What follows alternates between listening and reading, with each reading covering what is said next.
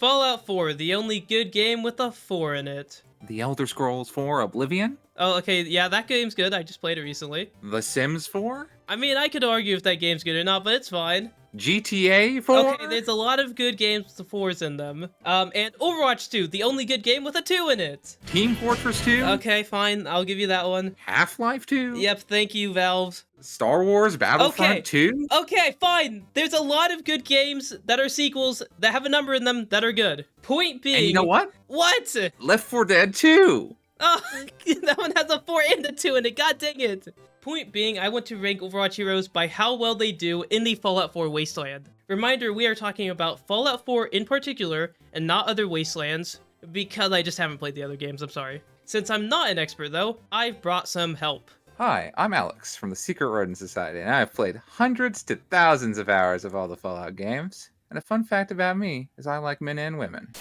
Also, we won't be considering perks since they seem to be changed every season and it'd get too complicated. Also, join my Discord if you want to be a part of custom games we do, and help with gameplay for videos like you see in the background. First up is Ana as a really good example of how we will rank these heroes. So, Ana's weapon is a sniper rifle, and those are very typically effective weapons for people in the Fallout universe. She also has a sleep dart, which gives her some close range defense, a bionic grenade that heals her, hurts her opponents. She could potentially nano herself if she was playing deathmatch at the time, and she has no particular defenses against radiation. She also survived as a vigilante on her own as Baptiste, proving that she can survive on her own. She probably wouldn't bother with interacting with the other groups in Fallout 4, but if she did, she would be an asset to whatever group she joins. Ana's primary weapon is a modified sniper rifle, meaning she could adjust it back to just shooting 308 ammo, or pick up a second rifle so she doesn't have to, and she can keep the utility of her normal gun. All in all, this equates to a very competent survivor that has lots of tools to survive, but not enough to thrive in it like some other heroes we'll be talking about. Therefore, she will go into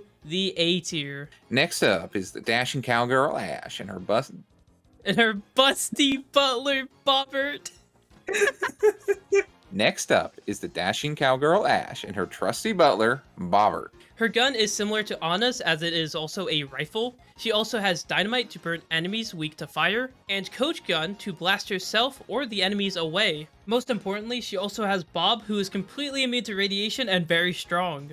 Now, Ash was the leader of the Deadlocks, a gang of outlaws, so she would have experience working on her own from her time on the wrong side of the law. She would likely ingratiate herself with one or more raider gangs found in Bastion. With all that being said, she may not have the same experiences as I can't do a cowboy accent. With all that, whatever, I'm leaving that in. But has way more tools, including an entirely new person who is immune to radiation and can be repaired. Therefore, she is one of the rare S tiers for essentially being two people in one, especially when one of them is immune to radiation. Next up is Baptiste, and he has a gun. More importantly, he has basically a burst assault rifle that can heal also. We decided for this video that heroes would be allowed to heal themselves, like Baptiste could shoot the ground and heal himself. However, Fallout 4 is a very volatile game, so you probably wouldn't want to do that since you would just get out-damaged. Baptiste has sick Jordans that give him mad hops, meaning he can get away from enemies. His immortality fields and regenerative bursts could save him in a sticky situation. Mention his ultimate. Oh, I forgot about his... And Baptiste's window could help him shred enemies who have a lot of health. Baptiste was also a battle medic, so he'd probably do great in a fight, but may struggle a little at surviving compared to the other heroes we've talked about so far. If he did happen to find another group though, he would do amazing since he is a medic, and any medical personnel are of great value in the Fallout 4 universe. However, he would have to survive on his own for a bit before he would be able to find a good group. His sick hops, useful assault rifle, and medical capabilities, but his minimal survival of experience relative to Ana lands him squarely in B tier. The beer tier. In the beer tier. Next up is our friendly Omnic Bastion. Bastion, like Bob, would be immune or mostly immune to radiation due to being an Omnic. This means he can pretty much go anywhere that doesn't destroy his mechanical body parts, or where the wildlife/people don't destroy him. He also has a massive machine gun to tear down enemies while also having a grenade, artillery strike, and therefore being really generous, he can actually canonically heal himself. Bastion is a born survivor, having managed to survive some kind of battle outside Eichenwald in the first Omnic Crisis. Ganymede could potentially help Bastion as a distraction. And although a little birdie isn't as strong as having an entire 2 people like Bob and Ashe, Bastion having such power and immunity to many of the dangers of the Wasteland would take him very far, potentially even letting him just camp somewhere and survive as long as he doesn't get found and scrapped by many of the Wastelanders. Therefore, he is going into the S tier. Next up is Brig, who could put a mace to the face of anyone in the Commonwealth. She has decent range with her whip shot and a pretty alright personal shield. Her armor pass could help her in some dangerous situations. And although Brig has some training, I really think she doesn't quite have the experience to survive in a Wasteland. I mean, she is going to a Lay Seraphim concert while other heroes are surviving on their own, on the run, or in literal war zones. I do think she would interact well with most people she'd meet, but again, she would have to make it to those groups first. And the Overwatch heroes don't have the knowledge that we do about the locations of these groups, meaning that they might not even find where they are. I also think melee builds really aren't that strong in Fallout 4. Well, I'd say melee builds have vulnerabilities, but are beyond viable. Okay, whatever. I still don't think she will do better than Baptiste, so let's just put her in C tier, since I don't think she quite has the experiences as the other heroes, even if melee was viable. Next up is the suave and sexy cowboy from Ram Ranch, Cassidy. Cassidy also has a gun that would be decently efficient, while also having a mechanical arm, which technically means that he has some radiation resistance, plus a more powerful punch. See, I told you melee builds were good. Shut up. Anyways, Flashbang would be fine, a funny Sunmole is whatever. And we haven't talked about VATS yet since it comes from the Pip-Boy, which no one would have. Though High Noon is basically an overpowered VATS, which is really cool and maybe OP, but I don't know if it would ramp up enough to kill a tanky thing like a Deathclaw. So it would really just depend on how powerful it actually is. Cassidy was formerly an outlaw, just like Ashe, so he could survive on his own very effectively. Cassidy might be the only Overwatch hero to have canonically been a farmer, so I expect to see him out there cultivating potatoes and razor grain. All in all, Cassidy would do pretty well in the Fallout 4 Wasteland, going into A tier, but not quite touching S tier, due to some things like radiation still screwing him. Nox, please. Okay, well, this man said, "Hey, I'll play Honor the Nano." You looks at me and walks away. Hardest thing in this game is actually aiming the nano target.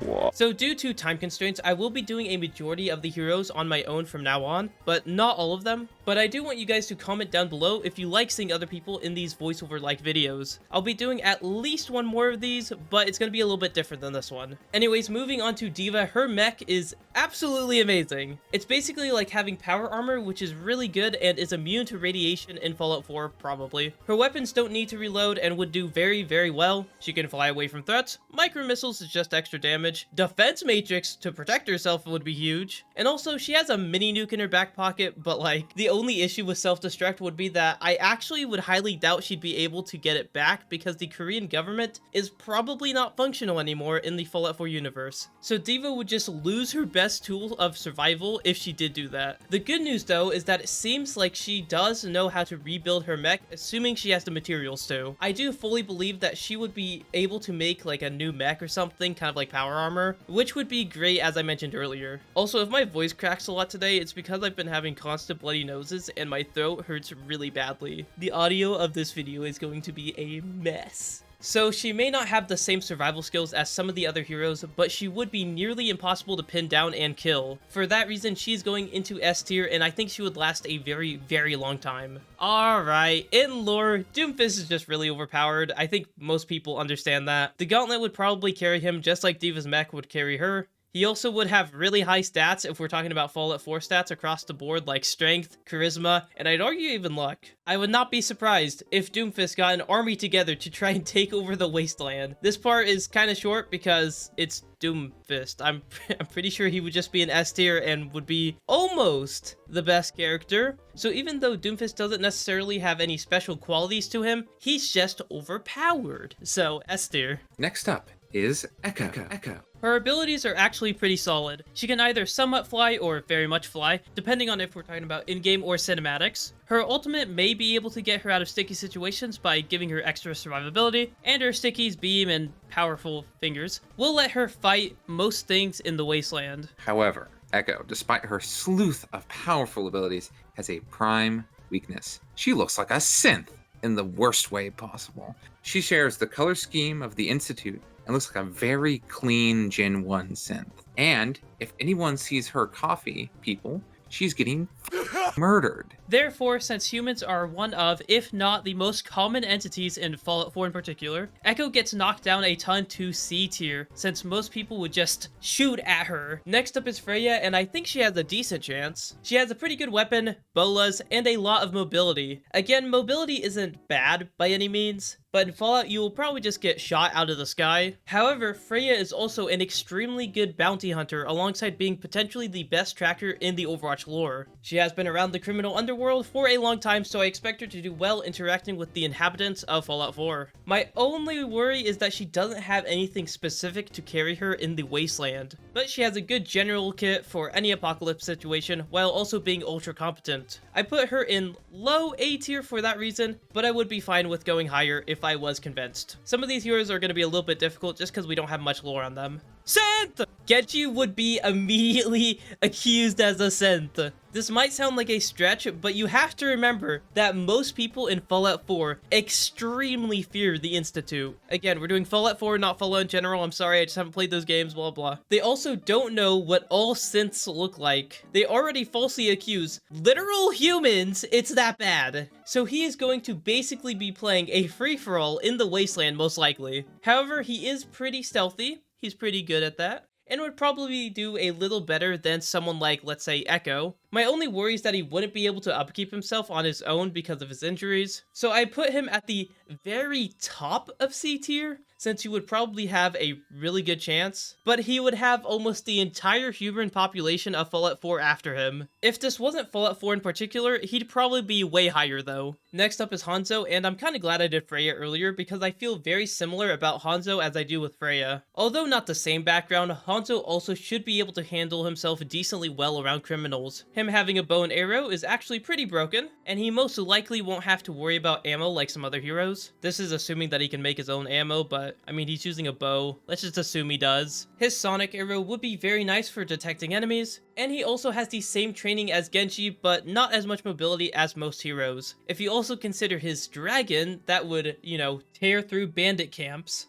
That would also be pretty good. The only worry is that I don't know if the dragon would do enough damage to kill, I guess? Because in the cinematic, Hanzo literally just eats the entire dragon and survives somehow. Like, he stands up just like a minute later. It's kind of ridiculous how weak the dragon is in the cinematic. Or maybe he's just resistant to it in lore. But then in the game, it's nearly an insta-kill. So I'll just assume somewhere in the middle where some enemies survive, some don't. I feel like Hanzo should probably just go next to Freya in low A tier since their skill sets feel similar. They have about the same impact. But I'll put Hanzo slightly above, just because I think his abilities would overall help him more with fighting enemies. So you know how when you're memeing around with friends and you make a silly decision as a joke? Well, that's kind of what happened with Hazard, because he is near the bottom of C tier, and I'm not really sure how valid it is. The main explanation for why he is down here is since a majority of his body got blasted off. Not only that, but he is one of the few heroes with ammo that doesn't translate very well into Fallout 4 that I can think of. Meaning he is one of the rare heroes that might run out of ammo. This is important because he would not be able to pick up a new weapon since his right hand is a gun. This means he could only use one-handed weapons with what I assume is his non-dominant left hand. Meaning he would be, again, one of the few heroes to not have a good firearm, even though he has fine abilities. Though again, he might run out of crystals or whatever his abilities take as ammo, so he might not even have abilities. That was until I brushed up on my Hazard lore and realized that not only does he most likely have a right hand under his gun, like he does in the comics, he has a right hand and then he has the guns magically on, so I doubt it's like forced on. I bet he's holding the gun with his right hand. But the like quote-unquote crystals that he used for his ability ability is called Vanadium, I think? Vanadium, from how I understand it, is basically an indestructible material that can be shaped using Hazard's gear. This technically means that he can retrieve any of the Vanadium that he shoots out, meaning that he could have infinite ammo. It's a stretch to say, as I bet he'll lose some over time, even if he does retrieve it. That's why I have to assume that Hanzo is going to have to remake his arrows just because he won't always be able to pick it up. And I also have to consider that he did not make his own gear, so if it gets damaged, he might not be able to repair it. So I'm going to still put him in high C tier, since he has a decent chance with the abilities he does have, but resource management would be so incredibly hard for him, and he'd most likely lose his cybernetics over time if he doesn't find help. Next up is Illari, and she's kind of difficult just because we don't know much about her. Like, does she have any survival skills? Like, we know she trains, but we don't know if she trains in surviving, you know? But her powers are decently good. They're really good. I'm going to assume that she has infinite ammo because her power comes from the sun. Would that mean that she only has powers during daytime? I am getting off track so quickly today. I am so sorry. I think she'd have infinite ammo was what I was getting at. So she can infinitely outburst, infinitely healing pylon, infinitely captive sun within reason. So she really only lacks experience, but she does live somewhat on her own in the Overwatch lore already. To what extent, I'm not sure. Again, I'm not sure if she can farm, I'm not sure, etc. But she does have a llama, so maybe she can be a Brahmin farmer. I don't know. Regardless, she is a very powerful hero that probably just lacks the survival experience in a Wasteland. She is very, very young compared to everyone else on this list, so I'll slide her into B tier. I just wish we knew more about her daily life beyond knowing that she trains a lot and that she has a llama. Next up, you need to kneel before the queen. The Junker Queen. Junker Queen has a pretty solid set of weapons, being her close range shotgun, knife, and axe. She can also scream really loudly, which might alert some people, but I mean, so do gunshots, so it doesn't really matter. But that does buff her somehow, so we'll take it. Her bleed healing is also really nice for survivability, alongside her rampage. I would also be a little bit silly not to mention that she could theoretically manipulate metal or have some sort of extra power like that, but it's just hard to gauge since it was in the cinematics, and it isn't in the game. Junker Queen is Australian, which in Overwatch is maybe a nuclear wasteland. Her time living in Australia would suit her well to life in the Commonwealth. Additionally, it is very likely that she could end up becoming the overboss of the Nuka World Raider gangs. Therefore, since she is an ultra-competent survivor and leader that would take over the Wasteland, she is going to be going into S tier. She'll probably stay near the bottom of S tier just because she lacks a little bit of that factor that some other characters have, and she still only has normal weapons. Okay, alright. Junkrat. Let me just be clear here. This man right here is the reason that I used to never consider personalities in tier list rankings, because Junkrat would get himself killed in every scenario, but at the same time, in Fallout 4, he'd have an insane, maxed out luck build, so he would actually do pretty well for himself. Junkrat is also like Junker Queen and lives in the Wasteland of Australia, so we know he is able to survive in a nuclear wasteland. But that's just a kinda? It's my personal opinion that Junkrat is only alive today because of Roadhog, and without Roadhog, how well is he realistically gonna do? I guess, yes, he does have like the highest luck stat out of every hero in Overwatch, but he's freaking stupid. But again, he has proven he can survive in an irradiated wasteland, so I'm going to put him in A tier. But this is very subjective because he has a really high luck stat, and he's done it before. Here's another weird one. I have like a streak of heroes that are very weird. Next up is Juno. Juno is the most naive character in Overwatch besides maybe Orisa, but she also isn't stupid. First off, she'd probably contract like 10 million more diseases than everyone else because she's from Mars. Oh, and I just realized something. I know I just mentioned like I have a list of weird ones. I also have Kiriko, Lifeweaver, and Lucio next because I'm going in alphabetical order. And they're all like next to each other on the tier list. I'm just gonna do them all at once because like I'm struggling today. My throat really hurts and my nose is like half bleeding. I'm not having a fun time right now. So I want to talk about Kiriko, Lucio, and Juno all at once. I'll do Lifeweaver in a second actually. I want to talk about him on his own. The main issue with these three is that they lack the experience for survival in a wasteland. Juno is extremely underprepared, but can fly around and most likely can fix her own gear. Kiriko I actually think has the best chance out of these three, but only has knives, and I don't think she'll be able to create more of those knives. So she'd have to go retrieve her weapons or learn how to use a gun, which I don't know if she'd know how to do. Meanwhile, Lucio just feels very unprepared for the Fallout 4 map in particular. I can't wait for him to try and wall ride and just a building collapses on him. So Juno and Lucio, I'm going to put next to Hazard, I guess, in C tier. They would struggle to survive on their own. Well, Kiriko is just above them, since she is able to stealth around better than them, presumably. They really just are current day millennials. Like, they don't have survival skills. Or I guess, like, at this point, it's Gen Z, or I don't know. Are millennials still stupid enough? Everyone's stupid enough. Yeah, we'll just say everyone's stupid. No one has survival skills nowadays. I did spoil that Lifeweaver would be down in C tier, and it really just comes down to... I'm pretty sure I'm going to change him later. So take this with a grain of salt. Just wait till I get to Symmetra, and it makes a lot more sense. Actually, spoiler alert, I know that I'm going to change it. So, I'm not going to lie. I write down notes as I go. So I did Lifeweaver, then I got to Sim, and I was like, you know what, I'll move Lifeweaver when I get to Sim. But now I don't want to talk about Lifeweaver because I know I move him later. Lifeweaver, I'll just talk about him later. That's a good idea. Oh, look, Mauga's next. I'm so glad. Mauga is hard this time because why does he heal and gain extra health with his abilities and passives? I don't know. Like, can he just keep shooting a Deathclaw in the head and survive while getting mauled to death? Who knows? Regardless, he seems to be smart because of the Great Day freaking cinematic. Again, I'm losing it. But he is a massive hulking target. A very destructive massive hulking target, but still a giant target that would take a lot of damage. His guns are great. Overrun would let him dash away. Cardiac Overdrive would help him survive gunfights, assuming he doesn't get out damaged. I just have a problem with calling that ability Cardiac Arrest. And Cage Fight could stop bullets, but I don't know how helpful tying himself to the ground would be. Overall, just a B tier character. I don't know if he has survival skills. I wouldn't be surprised if he does. He would take so much goddamn food to survive, which is a little bit of an issue in Fallout 4. But his abilities are fine, especially for him. It fits him really well. I think he's smarter than the characters in C tier to survive and has the abilities that are slightly better than the characters in C tier. So he is going into B tier. I just had a Rice Krispie treat. This video was supposed to come out on Halloween, but I got absolutely fingered by my professor, so now it's coming out. It's November 9th.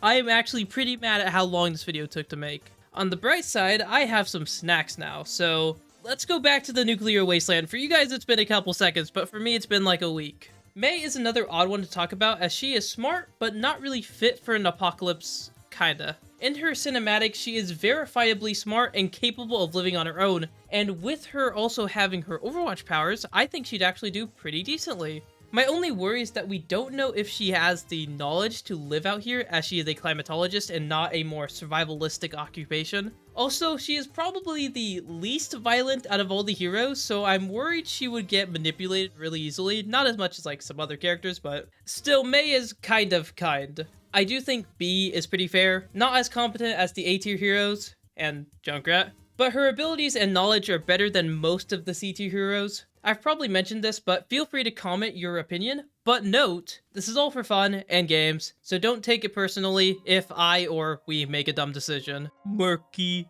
Mercy is odd because on her own, she only has her blicky and limited mobility. In a society though, she is pretty amazing. We decided that solo survival was a little bit more important since we don't know if she will ever successfully meet any societies. So we will take priority in her solo survival. So on her own, as I said, she only has her pistol for damage, though she does have Valkyrie to fly if she needs it to get away from something. And that is literally it for her abilities when she is by herself. Luckily, she is a field responder, but again, that requires allies. Wow, Mercy would struggle on her own.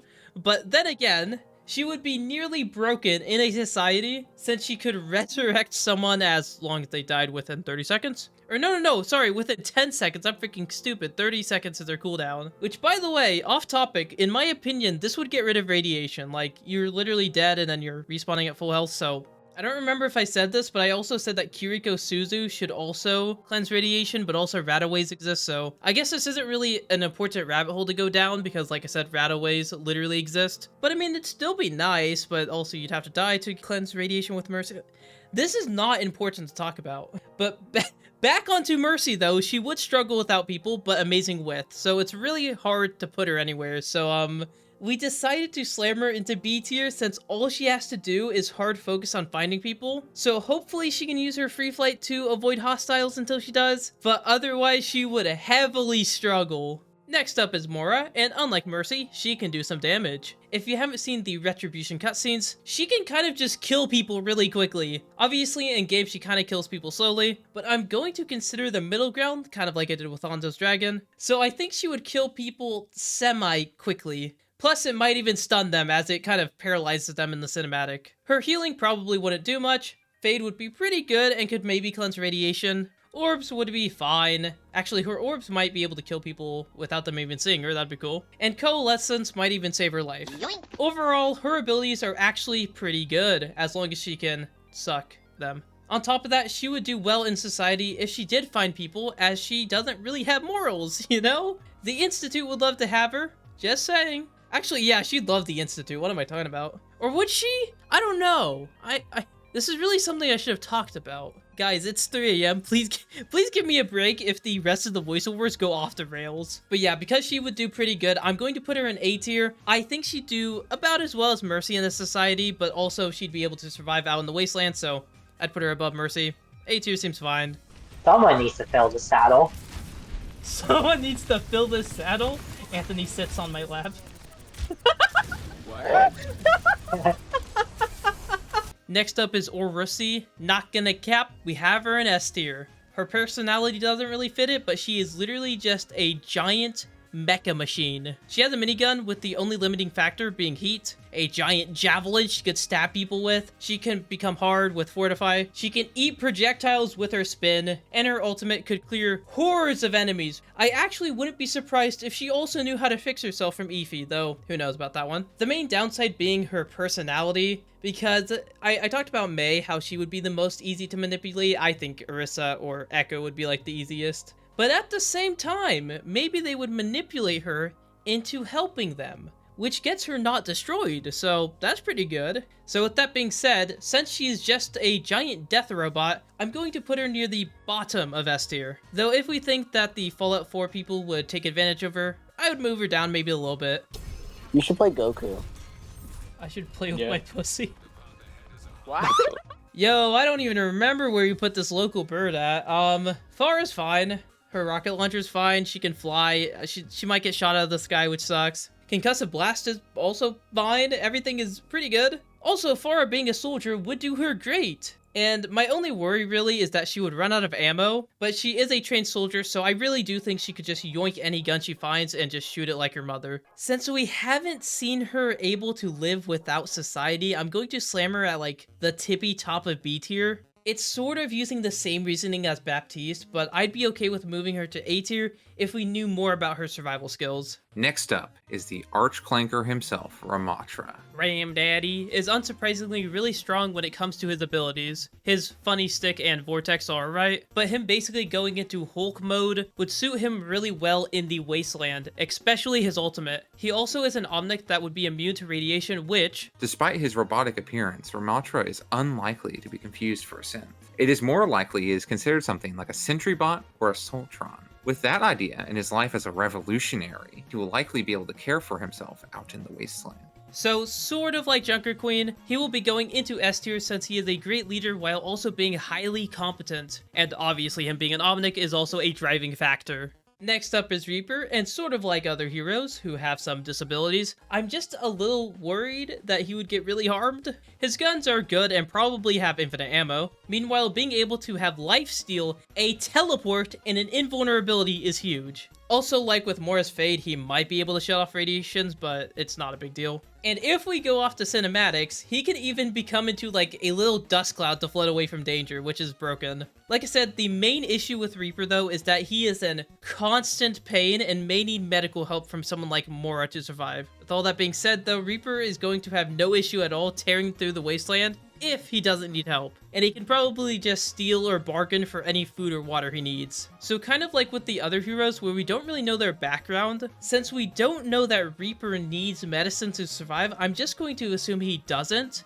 and I'm going to put him at the very bottom of S tier, mostly because there is still a chance that he has a crippling weakness. But if he doesn't, he would be broken being able to float around as a little dust cloud and just kill anything. Next up is Reinhardt. I wish I wasn't doing Reinhardt alone because I would have put him in B tier, but I was convinced that melee builds are great in Fallout 4. Or at least Reinhardt's Fallout 4 build, I guess. And that instead, he should be in A tier. This is a giant, hulking man with a rocket hammer and fortified armor that can run over anything besides maybe a Deathclaw. Actually, he might even be able to kill a Fallout 4 Deathclaw, who knows. Reinhardt is decently comparable to Reaper, where they are both old and experienced fighters with really good abilities to either tank or avoid damage. The main difference is that Reinhardt is going to need much more resources to survive, while also probably needing to repair his gear, which I don't know how well he can do that. Therefore, I was convinced that he was good enough to make it into A tier, even though I am really worried that he'd run out of resources if he was acting alone. Bug. Roadhog has almost everything going for him but his kit. You can make the argument that he is the best survivor in the irradiated Australian outback, meaning that if we translate that to Fallout 4, he should do similarly well here too. My only issue is just that he is a big target with not as good abilities as the heroes in S tier. I played Fallout 4 survival mode, and it's one of the few games where I actually struggle keeping up with food and water in particular. I cannot imagine how much Roadhog would need to have to survive. But like, from a lore perspective, this man should dominate the Wasteland. So I'm going to put him at like the tippy top of A tier. Might even move him into S tier. I actually might even move Queen up there too. Actually, yeah, moving them both up to S tier. Actually, I already moved Queen to S tier. You can tell I'm going crazy. Wait, crazy? It's crazy man time! His abilities, like the accretion and gravitic flux, are extremely powerful. Even just counting his in-game abilities, limited flight and a regenerating barrier put him leagues above the rest. Additionally, if we go by the lore, it is highly unlikely that his near supreme control over gravity that anyone in the Commonwealth would be able to stand in his way. You can tell you play D&D. Anyways, Sigma is a bit hard to talk about with how he would interact with the Wasteland because he is mentally unstable. He is still ultra intelligent, so with all his overpowered abilities that we know of, no one can really stop him. That's not even to mention that groups would love to recruit this guy like Talon did, or the Institute might try and just kidnap him like the government did earlier in the Overwatch lore. I mean, at least he'd still be alive with the Institute. Sigma is on a fundamental level too powerful for the people and creatures of the Commonwealth to deal with. And being crazy is practically a superpower in Fallout. Altogether is enough to land him squarely in S tier. Alright, let's talk about something a little bit more normal. Next up is Sojourn and Soldier, because I feel pretty similarly about them. They both got guns. And you know what? That gun also shoots a strong projectile. They both got movement, though Sojourn does have some vertical utility, and Soldier has a little bit more horizontal. And then you could argue between which is better between Tactical Visor and Biotic Field, or Overclock and Disruptor Shot. Though I would say they're pretty comparable, but for different reasons. So really, it just comes down to personality, and you know what, they're very similar too. Both are experienced ex-Overwatch members that we know can both function on their own. Therefore, I'm going to slide them both into low A tier, kinda like what I did with Freya and Hanzo. Due to military experience, I'm going to put Sojourn and Soldier above them, but it's really subjective from here. And I'm gonna put Sojourn just slightly above Soldier, just because we know she can interact by herself. Well, so can Soldier. Oh well, guys, it's 3 a.m. They would do well in the Wasteland. They would do fine. They're A tier. I'm good with where they are. That's what the comment section's for if you want to adjust where I put them. Oh, here's another easy one. Next up is Sombra. Could you believe we almost didn't put her in S tier? I had to fight for this one. No, she's going into S tier. Sombra can go invisible and is the best hacker in the world. This means that no robot is safe in the Fallout universe, and again, she can go invisible. Even if it's only her in-game temporary stealth, she can still hack and manipulate as many robots as she wants. Maybe, probably. We don't really know the extent of her hacking abilities, but we can assume that if she's the best hacker in the world, she can hack most robots in the Wasteland. Therefore, she is in S tier. The rest of her kit actually isn't even that good in the Wasteland, and she might struggle without robots. But like, come on. She can go invisible and can hack all the freaking robots there, or probably most of them. Oh no, I have to talk about Symmetra now. Alright, here's a hard one.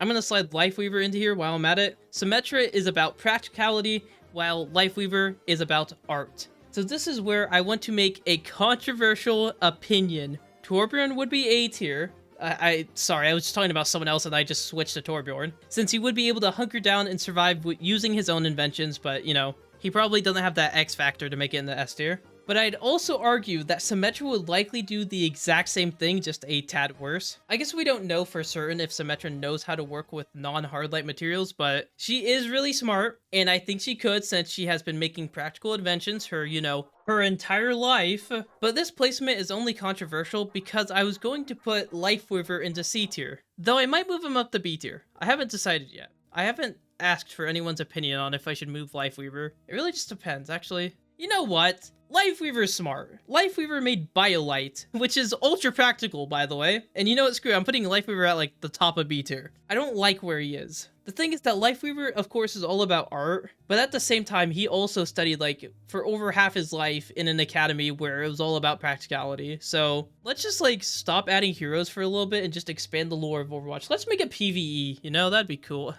Dude, I'm gonna save this for another video, but I am not happy with the direction Overwatch is going. Not because it's bad, but just because I just rather it go a different way. I just want them to fix the custom games, man. Dude, the outlines have been broken for a year. I actually tried to do a bug report. It's already on that list for a year, man. Oh, no, it's Tracer next. I'm so sorry you guys have to hear this. I'm not even happy with this placement, by the way. Next up is the British Speed Racer Tracer. This twink has I can't say it with a straight face. This twink has alright weapons, and her being able to blink around and undo damage is pretty great. She also has a miniature bomb in her back pocket, which is pretty good. And if we're talking about cinematics or comics, she's probably going to be able to blink a lot more than she does in game. Sorry if that one was rough. We like twinks around here. Oh yeah. And despite all of her powerful twinkish abilities, giving her an edge in the Wasteland, there's one big weakness she has: her chronal accelerator. The chronal accelerator is what is preventing her from getting lost in the time stream, which is effectively death. As far as we are aware, Tracer would be unable to effectively repair her accelerator without access to her world's technology. This leads us to the conclusion that Tracer would have, at best, a tight upper limit to how long she could survive. So we debated on this one for a while, but ended up going with D tier, which seems very, very low because she would do amazing at the beginning and in general, but would fall off due to her chrono accelerator deteriorating. Theoretically, she could fix it. It is Fallout, and she would go higher otherwise if she could fix it, but she might just evaporate before that could happen, and it's actually likely that that would happen without Winston. Alright, so now that you guys all have disliked, I don't know why Tracer gets so much hate in my videos. I'm so sorry. I hope you guys understand. I'm trying to keep myself together right now. I'm going to bed after this. It is sleepy time after this. This is the worst I have ever rambled in any one of these videos, and I am so sorry. Oh yeah, I was also supposed to mention that if Tracer finds Virgil probably is smart enough to save Tracer, so... Alright, it's the day before I post this video. I'm proof watching it with my Discord, and everyone is mad that we put Tracer down here, and so am I. So I'm moving Tracer to A tier without permission. I'm a naughty boy. Next up is Venture. I feel like I'm slightly underestimating Venture, but I feel like they would do fine in the Wasteland. Their gun is probably inoptimal. Dash would be fine. Burrow would actually be really good. And their ultimate wouldn't be bad. They just don't have anything that stands out to me. I will say that they are a little more experienced than average, since they have had a run-in with criminals at dig sites. Actually, they probably have a lot of luck, since Venture is known for being great at finding artifacts. Am I about to move another yeah, screw it, whatever, I don't care. I'm doing it's vibes-based tier listing now. I had them written down at bottom B tier. I'm gonna move them to top B tier. I like that they have a luck stat. I think that's really cool that Venture would have a high luck stat in Fallout 4. So now they're at the top of B tier. Next up is Vendetta, and I'm actually doing this after all the other ones, just because I decided to add her since, you know, the video's already delayed, so why not? I'm not gonna waste too much of your guys' time because this video is insanely long already. But basically, if you watch her cinematic, she's going sicko mode, kind of like how I feel about Doomfist, so I think she's gonna be an S tier, funny enough. I know I barely said anything about her, but I just think because her sword is so powerful, she would just mess up the Wasteland. Side note, I have played her. She's really fun. She seems like she has some hard counters, but she also seems like she hard counters other people, so kind of like Mauga, but she is fun. I do like her. Widowmaker. Widow is actually just really average actually in this scenario. She really isn't that special besides having a sniper rifle, a few like okay abilities, and her dangerous potential. But we just don't see her on her own very often at all actually. We also assume that she wouldn't do well in a survival situation since she really just hasn't had to fight for herself. I mean, she literally was like hampered her entire life. I'm pretty sure she grew up in a rich family, married someone rich, just danced for a living, and then turned blue. She just became a smurf. The difference between her and the inexperienced heroes in C tier is that she would actually be a really deadly sniper, of course, with her infra sight. Hence why I think she should be in B tier, but I think she's a little bit too inexperienced to make it into A tier. Man, I'm so glad I played Widow and went Born 1. Let's go. Woo I gotta see it. No. No. The same amount of kills as Kendall. Let's go. Guys. The Oh! AFK. Oh, what'd you say? Oh my Look how good Oh I my am God, at this look game! at this guy. I'm so good! Look at me go! Look at me go! Level 3. Let's Let's go! go! This. Winston. Winston was hard to rank because he's a genetically modified gorilla that can speak English. How are the Wastelanders supposed to react to that? Probably the same way as ghouls, I guess? I don't know. Let's say that it's not as bad as Synths. Not as good as humans, but not as bad as Synths. Then we have to look at his abilities. His Tesla gun would be, whatever. His fist would low-key be better. His jetpack would be nice. So would his barrier. And finally, his primal rage I actually think would carry him. We haven't talked much about like the emotional state of the heroes, you know, being without friends or family, how it would affect them. Since, you know, if it would kind of defeat the purpose if like everyone was sad except for like a couple few. And so we ranked them lower and it's like, it just gets messy if we start considering emotions. But with Winston, it's assumed that his primal rage gets stronger when he is emotional, and being without friends or family would probably make you somewhat emotional. Alongside being in a destroyed apocalypse with corpses everywhere, I think he would get angry a lot or sad a lot. So his primal rage should be really good. So since he is a giant gorilla, I'm going to put him at the top of A tier. And I can't quite put him in the S tier though, because he would most likely get discriminated against, which would make it harder to survive. Unless the Institute got to him. Whether or not that's a good thing is up to you. Oh, last year we had an Indian kid. Oh, yeah? Yeah, but they got him. What does that mean?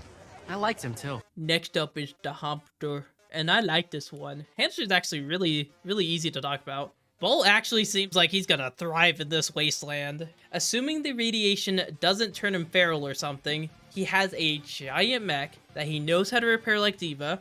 He takes far less food than the average person. He can probably actually eat more types of foods than humans. I could be wrong about that though, actually.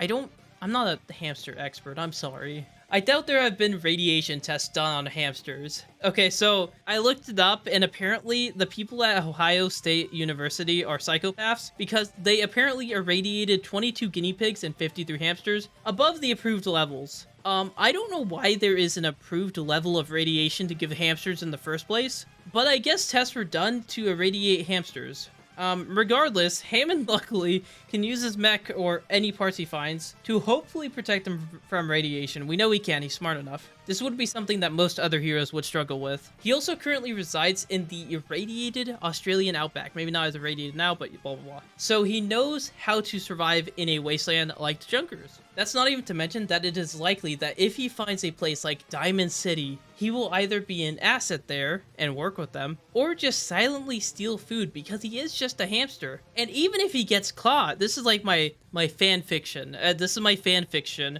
If he gets caught, he's just gonna become their pet. Like, if you were in a wasteland, everything was obliterated around you, all your joy and whimsy was gone, and then there was a hamster, you're gonna keep that guy as a pet. You're not gonna kill him. So even if he gets caught, I think he's actually good. So he has so much going for him that I'm going to put him in S tier. Oh boy, Wu Yang. We just talked about one of the best heroes, and then I have to talk about one of the funniest interactions, actually. This one's gonna hurt you guys. Wu Yang's power is all about water. And the big issue with Fallout 4 is that the water is irradiated. This means that he would boost his powers by irradiating enemies, but he's also extremely likely to constantly splash himself with irradiated water onto himself. Like, he is literally wearing a wetsuit. This all in all means that he is most likely not able to heal people with water anymore because it's irradiated, but he also might kill himself in the process using his power.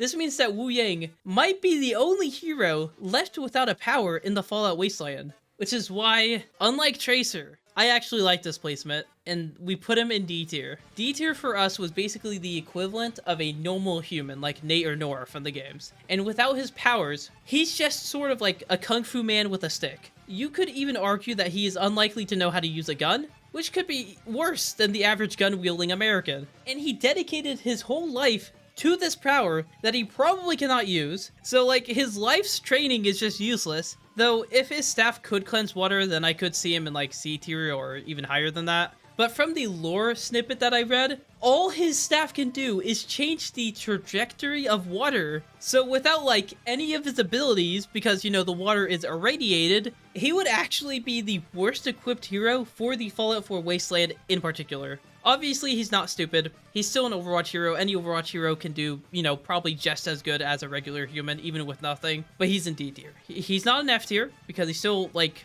not stupid, but he's in D tier. Second to last is Zarya. Zarya's just kind of boring to talk about, especially after that last one. Obviously, I'm pretty sure she's the strongest human, or close to the strongest human on Earth. Her gun is fine, though it would be hard to charge. Bubbles would protect her, and Graviton, you know, it'd do well. But that's, like, really it. Like, I don't think she would do bad, just nothing amazing, and her kit would be awkward in the Wasteland, like really hard to use. I'd say a solid B tier. I think B tier. I think she would do better than the average hero, but not better than, you know, A tier, I guess. And finally, Zenyatta. This guy's a synth. Get him! Beat his ass. This is the most synth that has ever synth! Pop a camp in his chrome dome. And thank you for watching. Like and hype the video so it does better. And subscribe if you like watching my videos. And if you liked Alex, go follow The Secret Road to Society on Twitch, since they are more live than I am. Also, feel free to tell me in the comments what you would change, and join my Discord because I want more people to do custom games with. So I'll see you all later.